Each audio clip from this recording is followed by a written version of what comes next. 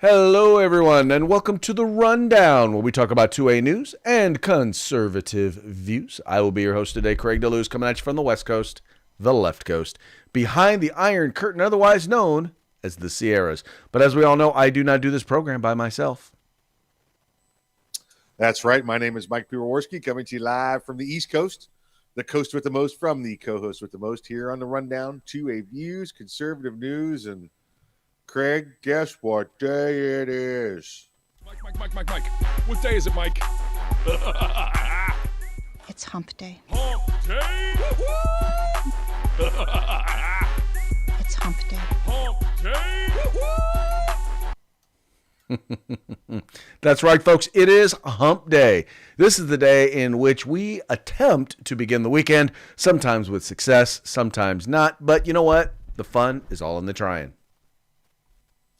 That's it. It's like being on a really big speed bump, and you're just cresting the top, and you go over the other side, and all of a sudden you see like a construction zone on the other side. So you're over the hump.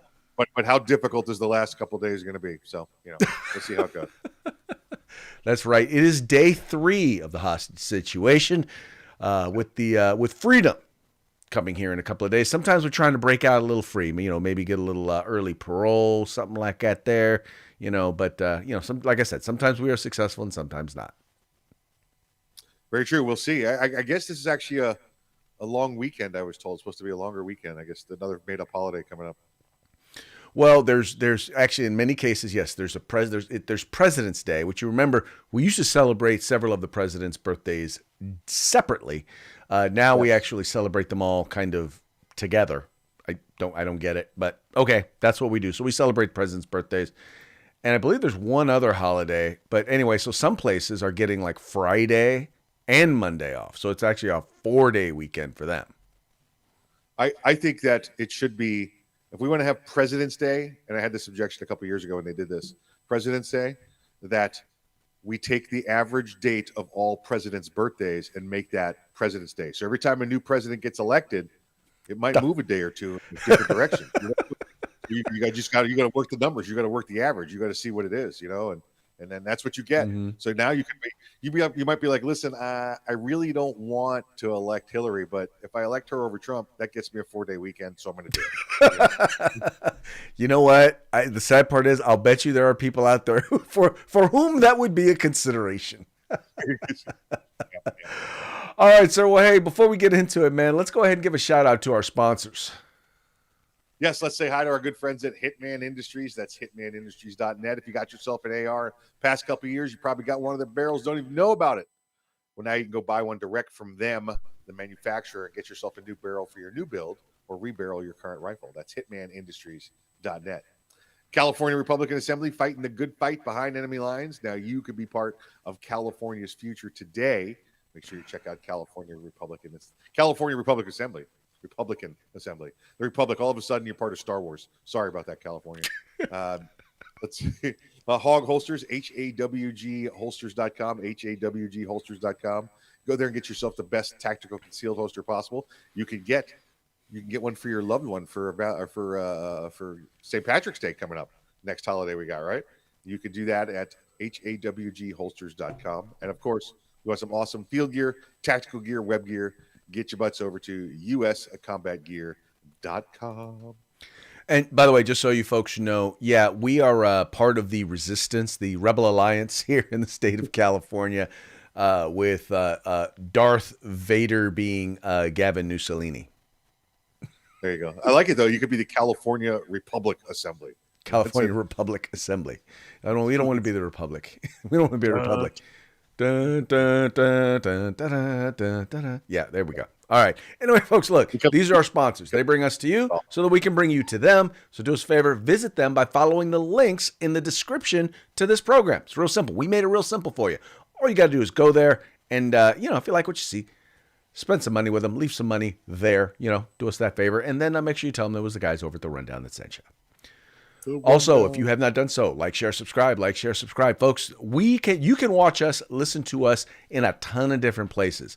And if you're doing it, then guess what? Your friends should be doing it too, so that you have something to talk about over I don't know if they still have water coolers, but, so that you can have something to chat about over the Facebookers, Webernets, and stuff like that. So check them out and encourage your friends to do the same. We don't care how you partake. We just care that you partake. Do it. Do it now. Do it often. Do it now. Do it now. Alrighty, moving right along. Let's move on to our first story. You know that recently there was a mass casualty event that took place at Michigan State University. We talked about this a little bit the other day.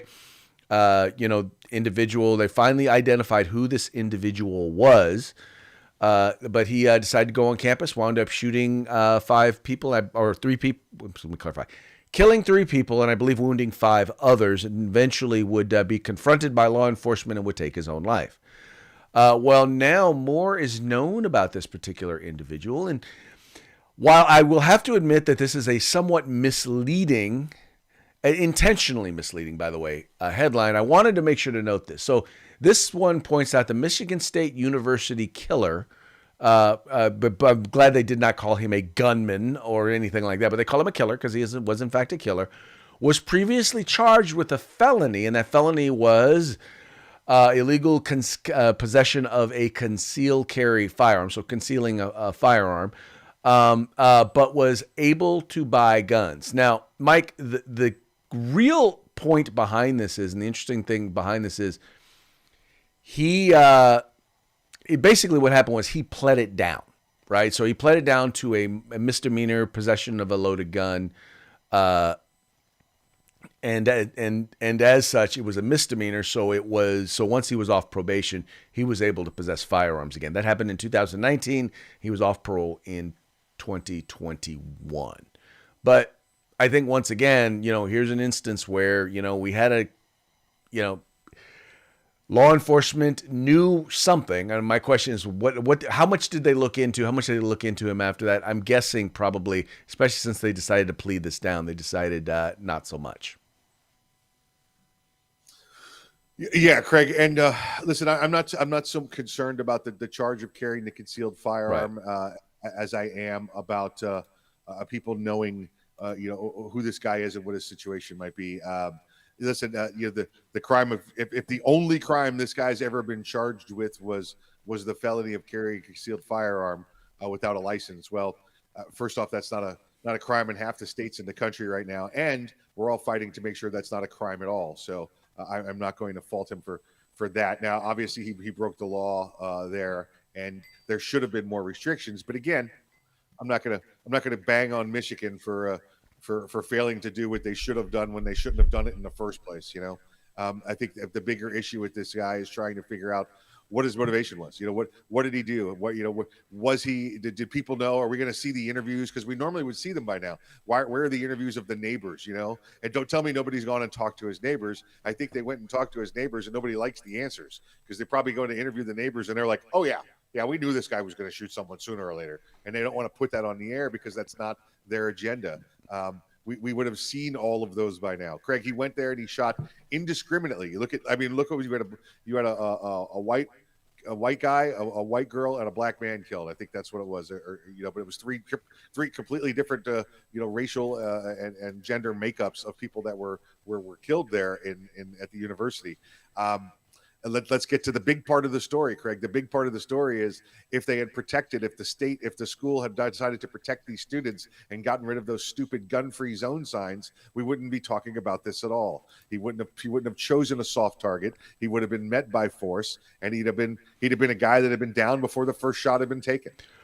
That's the real story. Not that this guy may or may not have violated a law that's legal in some places and not legal in other. So let's talk about the state's failure to protect the students there at the university.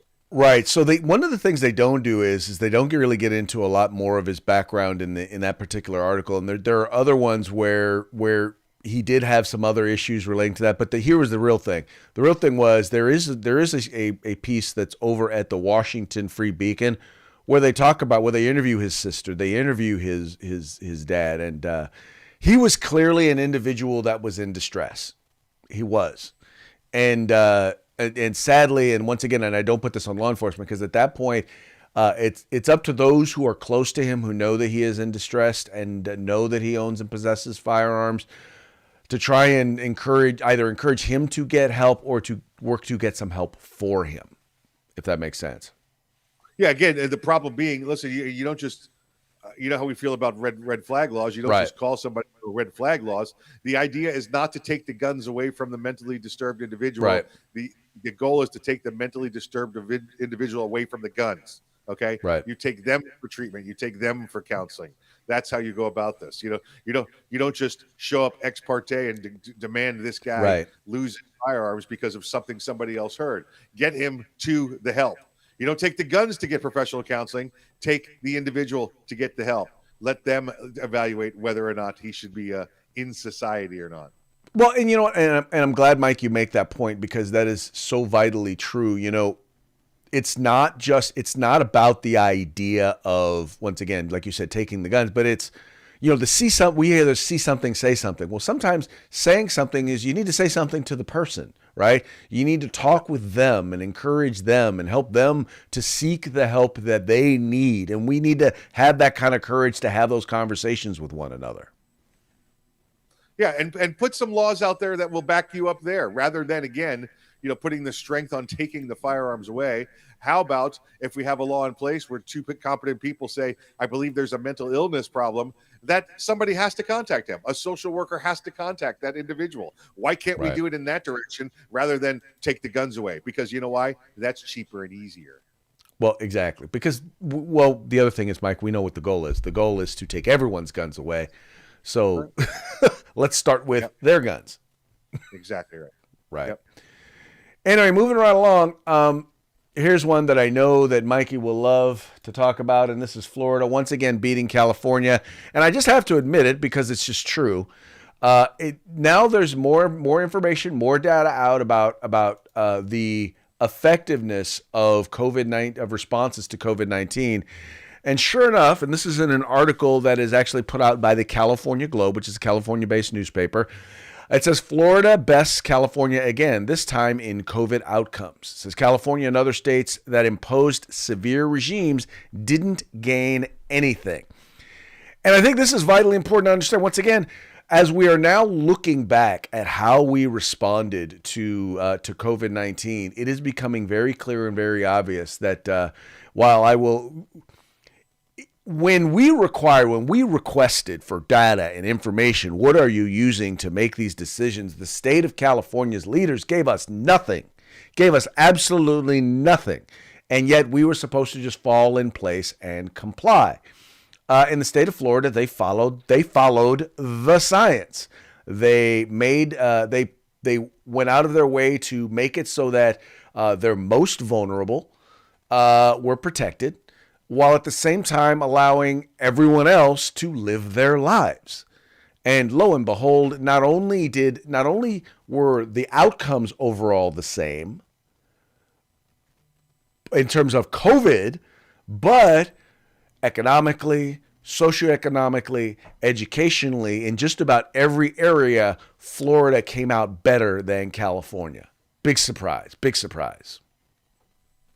I think the thing that California is really hurting from over this, Craig, is that those that could afford to move away from California, so those that had good jobs and could afford to leave California did.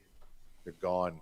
So they took their well-paying jobs and their money and they left you. So now you have less people to pay all of your government reform checks to all the illegals that come across. Craig, there is good news though in this for California. I don't know if you figured this part out yet, but the good news for California is that in just 13 short days, your COVID restrictions are going to end. Well, not so much COVID restrictions, the emergency powers that were given, that the governor gave himself, will finally end. You know, the ones that are only supposed to last during a state of emergency, but we haven't been in a state of emergency for almost 2 years. Yes, the COVID-19 state of emergency will end on February 28th, 2023. Oh, I'm sorry. That'll be 2.5 years we have not been in a sate of emergency. That will chart the path to phasing out one of the most effective and necessary tools that California has used to combat COVID-19. That's from your governor, by the way. Well, and what's idiotic about it is that when you consider the fact that the most vulnerable population were senior citizens, and the disproportionate number of senior citizens that are in Florida, literally, if there is a difference in terms of outcomes and more mortality rates, it literally is based just on that. The fact that there is a higher percentage of the population that are senior citizens there in Florida. But our COVID response, of course, then again, we also didn't, ship COVID patients, or not we, Florida didn't ship COVID patients into senior citizens living centers in attempt that some people would say to thin the herd.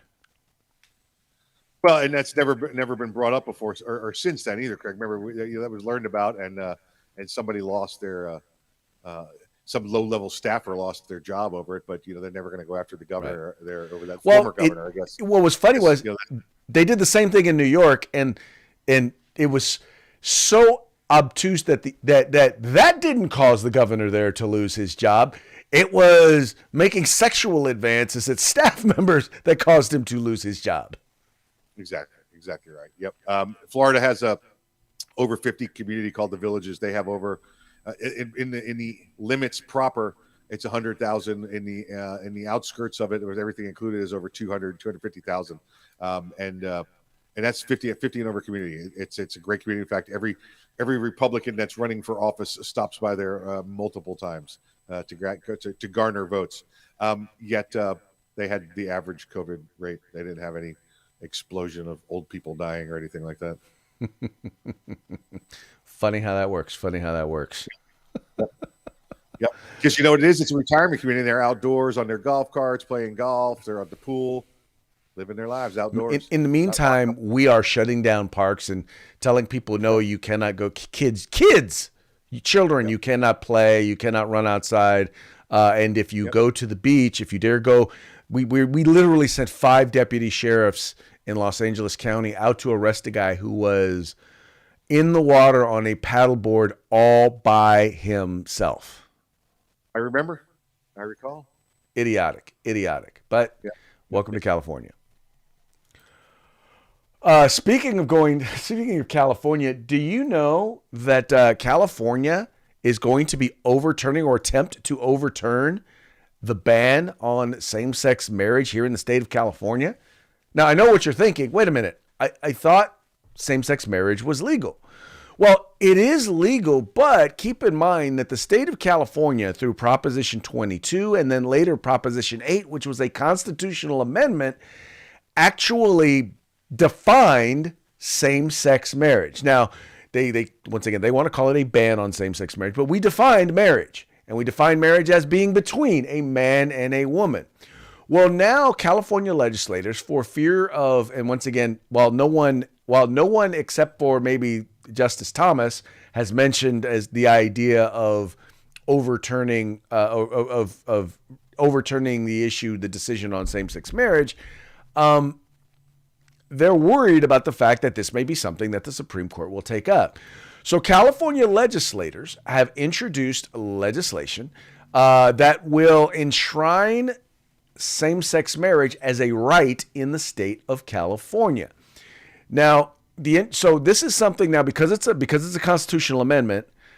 This is something that's got to be passed by 2/3 of both houses of the legislature in California, which, by the way, they happen to possess a supermajority in both houses. So that'll be interesting to see what happens there if you get all the Democrats to support it.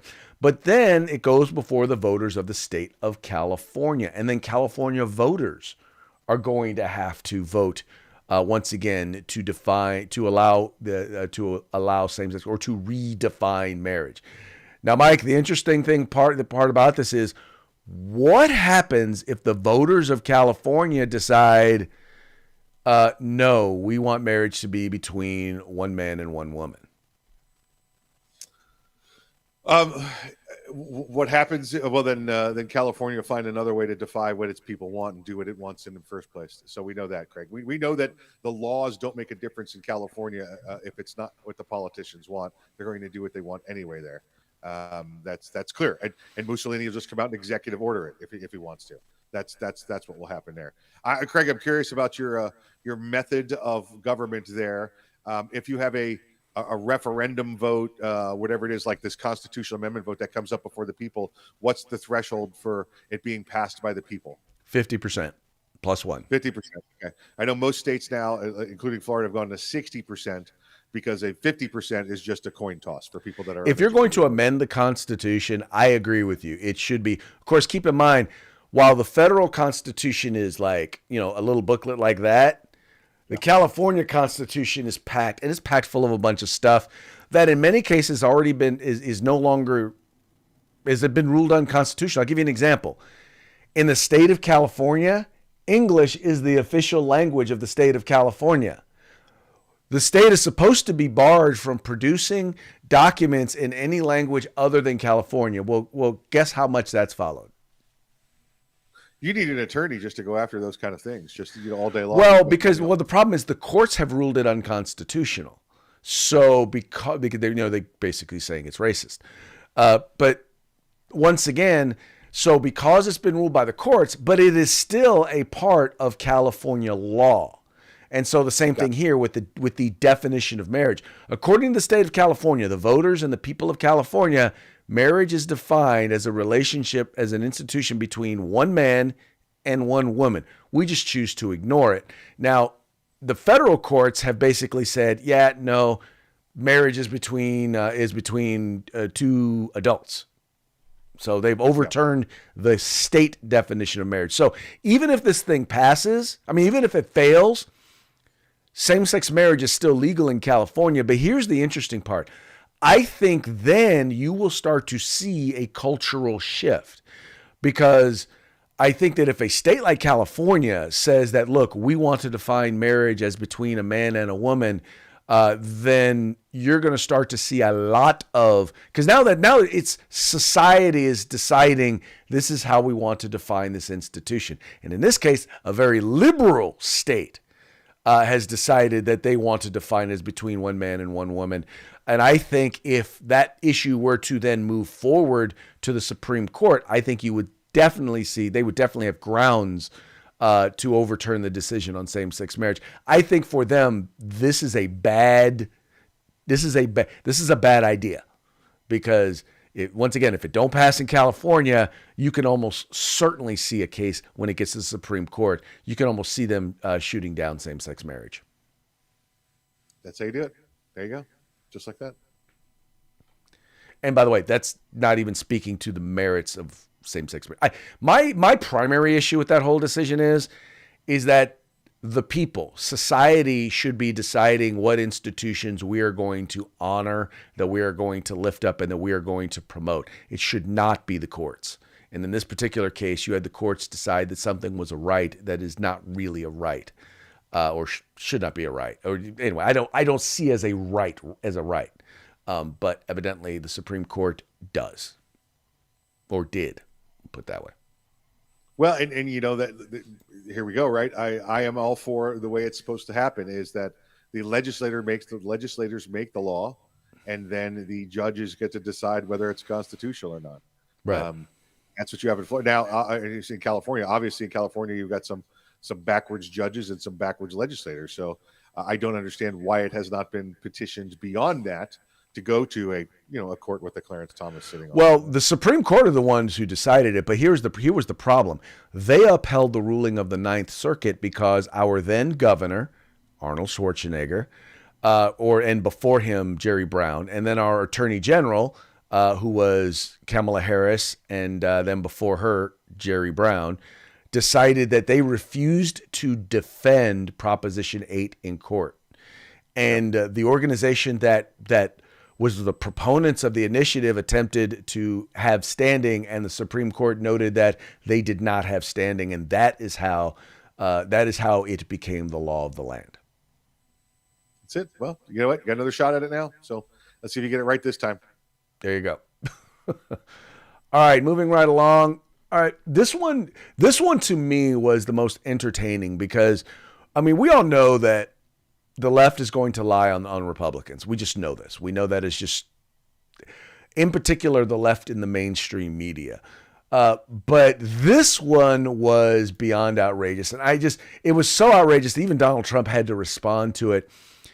There are media reports that as Donald Trump is planning for his second term in office, that he is including things or considering things such as firing squads, hangings, and group executions. This was reported in the mainstream media, Mike. In the mainstream media, I'm like, there are a lot of things that I think you can look at and things you can point to about Donald Trump that may or may not be true, that are slightly outrageous. But this is beyond crazy. Yeah, old author there, Rafi Schwartz, clearly did all the research possible. I think, Craig, what really is going on here is Trump is not planning to have firing squads and hangings in the second term. He's just using them as part of the plan for the second term. Like, they're on his committee. He's got a committee of all these people that surround him, including firing squads and hangmen. That's who he uses on his committee for re-election. So, well, and once again, now this was reported by Rolling Stone. So, yeah. Yahoo News is reporting that someone else reported it, right? Yeah. That's why. So they're like, "Well, we didn't say it. Rolling Stone said it," and I'm like, "Yeah, this is. I mean, you might as well have put that. There's aliens on there, space aliens. I'm not talking about the other alien problem we're having. Right. It's just and he's consulting an alligator as well. It's just the stupidest thing. And Rolling Stone has completely become, the National Enquirer, the weekly tabloids is what they've become. They have become a complete and utter joke, is what they have become. Yep. I hate to say it, but yeah, no, they become a complete and utter joke. And that, by the way, brings us to Hog Holster. Brings us to our parting shot. Hog Holsters. That's right, Hog Holsters. Check them out. You want to make sure you get your Hog Holster today. Go to hogholsters.com. Make sure you use the discount code The Rundown. All caps, no spaces. There you go. Do it like that. All right. This first one, Mike, do me a favor. Do a quick tease on this this boot edge parting shot. You mean the booty gig? Booty gig, yeah, booty gig. Parting shot. The Petey booty gig. Folks, and we're all watching the news. There's been a railway chemical disaster out in the Midwest, and we're still trying to figure that out. And once we get more information, that'll probably be one of tomorrow's top stories. But until then, here's a little teaser of a parting shot for you. Here's the old Pete Buttigieg, and you can see the smoking train Hulk in the background, and it says, "Don't worry about the biggest chemical disaster ever. The roads are racist." All right. By the way, just so you know, rather than talk about this particular, I mean, because dude, this is a biggest chemical disaster ever, and they are not lying. But the problem is that it occurred in a Republican Donald Trump voting part of Texas, so therefore, he decided to spend his time in the media promoting equity in road construction. Sorry, let me clarify. Racial equity in road construction. That's right. It's why did this have to happen to me? Well, your roads are racist, ma'am. That's why your son is in. Pretty much. This next one kind of has to do with several of our California stories. I've always warned people, be careful of the Californication of your state, because as people are leaving California, not everyone who leaves California is doing so because they hate the politics. In many cases, they just want to go to greener pastures, and they want to go to your greener pastures. Oh, this one right here is a picture. That's Tobey Maguire with a not too happy look on his face. How would you describe the look on his face? A sneer. He has a sneer. And at the top it says, "When you see a car in your neighborhood with California plates." Yep. What are they doing here? They better be voting right. They're not be bringing that crap here. Well, it's funny. Whenever I visit other states and I tell them I'm from California in particular, because most of the time, lately it seems like every time I'm visiting another state, it's almost having to do with gun stuff. And instead of a sneer, it's more of a laugh. Yeah. Do you know what a gun looks like? Yeah. Sorry about your luck. Oh. All right, this last one is not political, but I think falls in line. I think is something we have all experienced. All right, so here we have a picture of a rabbit with a beer. I think he's drinking some of your Oktoberfest beer. That's what it looks like to me. Might be. That's a chalice. That's a chalice. There you go. And at the top it says, a priest, a rabbit, and a minister walk into a bar. The bartender asks the rabbit, what'll you have? The rabbit says, I don't know. I'm only here because of autocorrect. Humor. We got it. Some of you will get that about 5 minutes after the show is over. There we go. We got jokes, folks. We got jokes. Yes, we have jokes. We have jokes. And with that, it's about that time for us to head on out. But before we do, it's time for a quick shout out to our sponsors. That's it. Say hi to our good friends at Hitman Industries. That's hitmanindustries.net. You can get rifle and pistol barrel lengths, rifle and pistol calibers right now at hitmanindustries.net. California Republican Assembly, fighting the good fight behind enemy lines. You could be part of California's future today. And if you want some awesome field gear, some web gear, tactical gear, go over to uscombatgear.com. That's right, folks. Once again, please visit our sponsors and tell them that was the guys over at the Rundown that sent you. On that note, we're done once again for today. We will be back tomorrow on Thirsty Thursday, ready to have a good time and party with y'all. So y'all have a good evening/afternoon, and we'll see you tomorrow. Party all the time.